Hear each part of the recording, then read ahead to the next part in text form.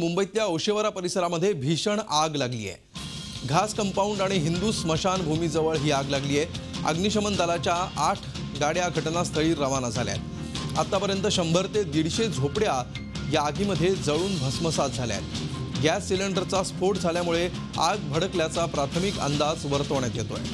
मुंबईतल्या ओशिवरामधली ही घटना आहे। 100 ते 150 झोपडपट्ट्या या आगीमध्ये जळून खाक झाल्यात अशी शक्यता या क्षणी वर्तवण्यात येते। या ठिकाणची दृश्य आता आपण बघणार आहोत। या आगीचे लोट, धुराचे कसे लोट इथून बाहेर पडतायत हे या दृश्यातून आपल्याला समोर येत आहे।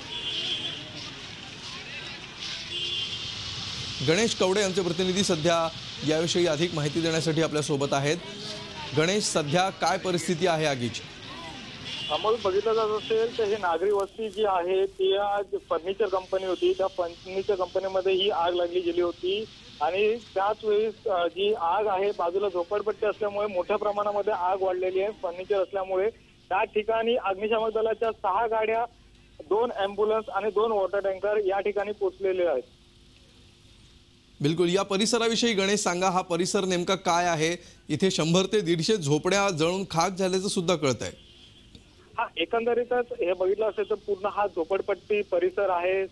आपला जी स्मशानभूमी आहे त्या स्मशानभूमीच्या समोर असल्यामुळे ही मोठी झोपडपट्टी आहे आणि ती झोपडपट्टी आहे त्याच्यामध्ये गॅस होते, घरातले घरगुती बाटले आहेत, ते बाटल्यांचे स्फोट, त्याच्यामध्ये 8 ते 10 बाटले स्फोट झाल्याची प्राथमिक माहिती समोर येते।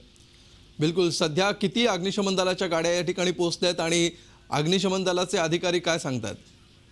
एकंदरीतच आता 7 ते 8 गाड्या अग्निशमन दलाच्या आलेल्या आहेत। त्याचबरोबर 2 ॲम्ब्युलन्स आहेत आणि वॉटर टँकर आहेत, त्यांचे 3 ते 4 अशा प्रकारे या गाड्या सध्या इथे उपस्थित झालेल्या आहेत। फायर ब्रिगेडकडून आता सध्या आगीवर नियंत्रण करण्याचं काम सुरू आहे। धन्यवाद गणेश या सविस्तर माहितीबद्दल।